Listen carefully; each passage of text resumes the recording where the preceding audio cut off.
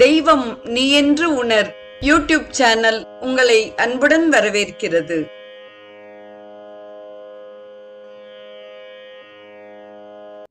அன்பு உள்ளங்கள் அனைவருக்கும் ஒளிமயமான உற்சாகமான காலை வணக்கம்.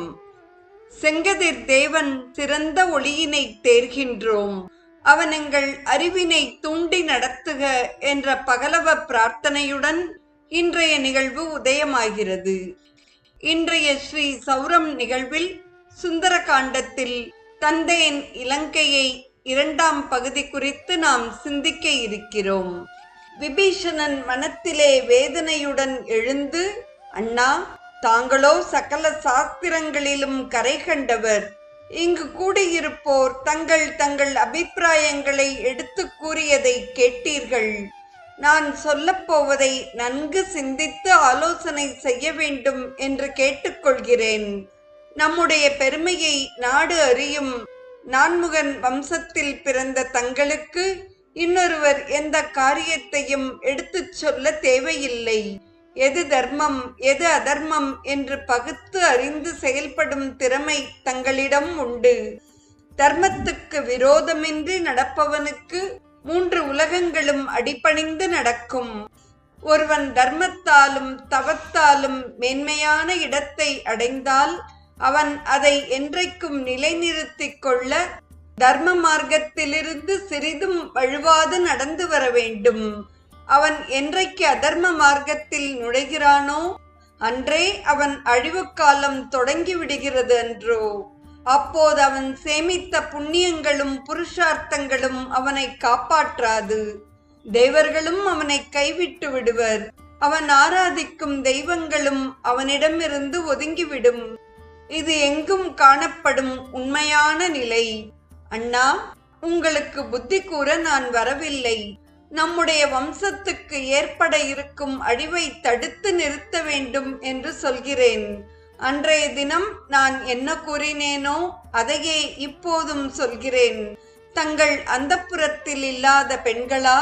அவர்களிடம் தாங்கள் பெறாத இன்பம் இருக்கிறதா? தங்கள் அந்தஸ்துக்கும் பெருமைக்கும் ஏற்றதல்லவே தாங்கள் செய்த காரியம். அப்படியும் அவள் அரக்ககுல மங்கை அல்ல. சத்திரிய பெண்ணிடம் தாங்கள் இவ்வாறு மோகம் கொள்ளலாமா? சீதை கன்னிப்பெண்ணாக இருந்தால் அதை பற்றி கேள்வியே இல்லை. அவளோ மணமானவள். பிறன் மனைவியை சீப்பதை போன்ற பாவம் வேறு எதுவும் சொல்லப்படவில்லை. அண்ணா, இதுவரை தங்களை எதிர்த்து பேச எவராவது முயன்றிருக்கிறார்களா? இந்த இலங்கையில் எவராவது அந்நியர் நுழைந்திருக்கிறார்களா? தாங்கள் சீதையை தூக்கி வந்த பிறகு லங்கையில் ஒரு குரங்கு நுழைந்து அளவற்ற அட்டகாசத்தை செய்துள்ளது. நம் வீரமைந்தன் அக்ஷனை பலி வாங்கியது. மந்திரி குமாரர்கள் 7 ஜம்புமாலி, பஞ்ச சேனாதிபதிகள் ஆகியோரை அந்த குரங்கு, அதுவும் தனியாக வந்த குரங்கு, கொன்றிருக்கிறது என்பதை நாம் மறக்கக்கூடாது. லங்கேசா, தவறு என்பது யாருக்கும் சகஜம். எத்தனையோ பலவீனங்களில் சிக்கிக்கொண்டு ஒருவன் தவறி நடந்து விடுவது உண்டு. ஆனால் தான் செய்தது தவறு என்பதை உணர்ந்து அதை திருத்திக் கொண்டு விட்டானால் அந்த காரியம் அவன் கௌரவத்தை மேலும் உயர்த்தி விடுமே அன்றி குறைத்து விடாது. அண்ணா, பதிவிரத சிரோமணி என புகழப்படும் அன்னி மந்தோதரி அவர்களின் மங்கள வாழ்வுக்கு முடிவு உண்டாக்கி விடாதீர்கள். சீதை நெருப்பு, அவளை போகவஸ்து என்று நினைக்காதீர்கள். இந்த லங்கையே பொசுக்கி விடுவாள் அண்ணா. அவளை கொண்டு போய் விட்டு விடுவதுதான் உத்தமம். தாங்கள் செய்த தவறை திருத்திக் கொள்ளும் வழியும் இதுதான். அவ்வாறு கொண்டு போய் விட்டு விடுவதால் தங்கள் பெருமைக்கு பாதகம் வந்து விடாது. மாறாக இலங்கை பிழைக்கும். எத்தனையோ அரக்க பெண்களின் வாழ்வு அமங்கலமாகாது காப்பாற்ற முடியும். அண்ணா, நன்றாக யோசித்து பாருங்கள். தங்கள் பராக்கிரமத்தையோ கூட இருப்பவர்களுடைய ஆதரவையோ வைத்து இந்த பிரச்சனையை ஆலோசிக்காதீர்கள். தங்களை சாதாரண மனிதனாக எண்ணி தர்ம சாஸ்திரங்களை கொண்டு ஆலோசித்தீர்களானால் நான் சொன்னது சரியே என்பதை காண்பீர்கள்.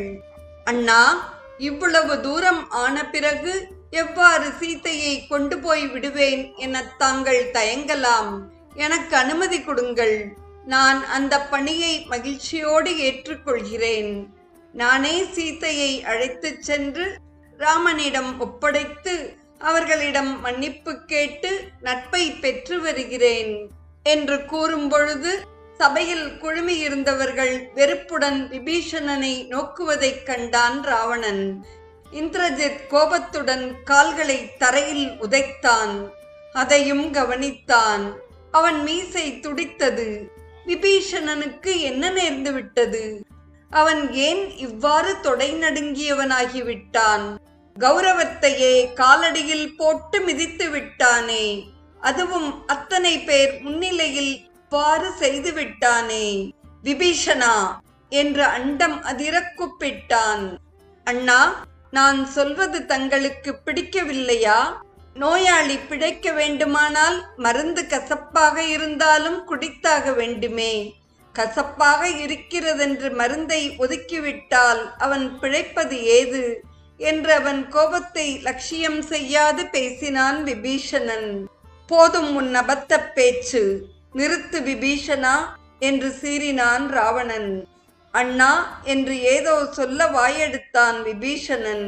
ராவணன் அதற்கு அனுமதிக்கவில்லை. அடே, இது சபை என்பதை உணர்ந்து பேசுகிறாயா இல்லையா? நான் அரசன் என்பதையும் மதிக்காது ஏதேதோ பேசுகிறாயே என்று சீறினான். லங்கேஷா, நான் நிதானத்துடன் சந்தர்ப்பத்தை அறிந்தே பேசுகிறேன். தங்களுடைய சொந்த விருப்பு வெறுப்புகளுக்கு உள்ளான காரியம் என்றாலும் இதன் மூலம் நாட்டுக்கு அழிவு வந்திருப்பதை தாங்கள் உணர்ந்திருக்கிறீர்களா என்று கேட்டார் விபீஷணன். ராவணனால் பொறுக்க முடியவில்லை. குழப்பத்தால் அவன் அறிவு மழுங்கி கிடந்தது. டே துரோகி என்று விபீஷணனை அழைத்தான். அண்ணா, தங்களுக்கு துரோகம் செய்யவில்லை. தங்கள் நல்வாழ்வை லட்சியமாக கொண்டே பேசுகிறேன். சீதையை கொண்டு போய் ராமனிடம் ஒப்படைத்து விடுங்கள். அவன் கருணாமூர்த்தி என்று பலரும் சொல்ல நான் கேட்டிருக்கிறேன். அவனை சரணடைந்தால் தங்களை நண்பனாக ஏற்றுக்கொள்வான் என்பதில் சந்தேகமே இல்லை. மாறாக அவனிடம் கொள்ளும் விரோதம் நம்மை பிழைக்க விடாது. எந்த சூர்ப்பனகை உங்களை தூண்டினாளோ அவளை அழைத்து கேளுங்கள். ஜனஸ்தானத்தில் கரதூஷணர்களின் மரணத்தை அவள் கண்ணால் கண்டவள்.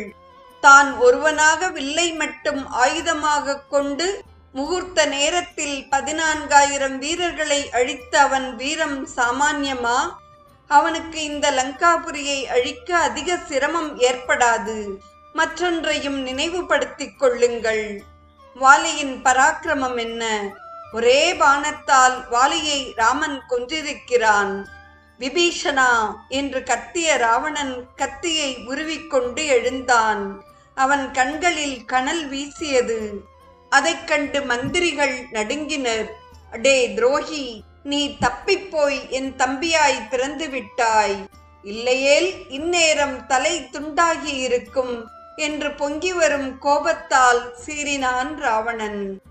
விபீஷணன் கூட ஒரு கணம் அவன் கோபத்தைக் கண்டு தயங்கினான். இருப்பினும் தன்னுடைய உறுதியிலிருந்து அவன் எள்ளளவும் நீங்கவில்லை.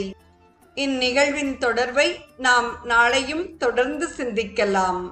இன்றைய ஸ்ரீ சௌரம் நிகழ்வில் தந்தேன் லங்கையை 2ஆம் பகுதியை செவிமடுத்த அத்துணை நல்ல உள்ளங்களுக்கும் நெஞ்சார்ந்த நன்றி.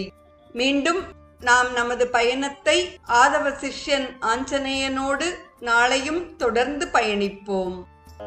தெய்வம் நீ என்று உணர் யூடியூப் சேனலை கேட்டு மகிழ்ந்த நீங்கள் உங்கள் நட்பு வட்டத்திற்கும் பகிர்ந்து தொடர்ந்து உங்களது நல்ல ஆதரவினை சப்ஸ்கிரைப் செய்து வழங்குமாறு அன்புடன் வேண்டுவது உங்கள் அன்பின் விசாலம்.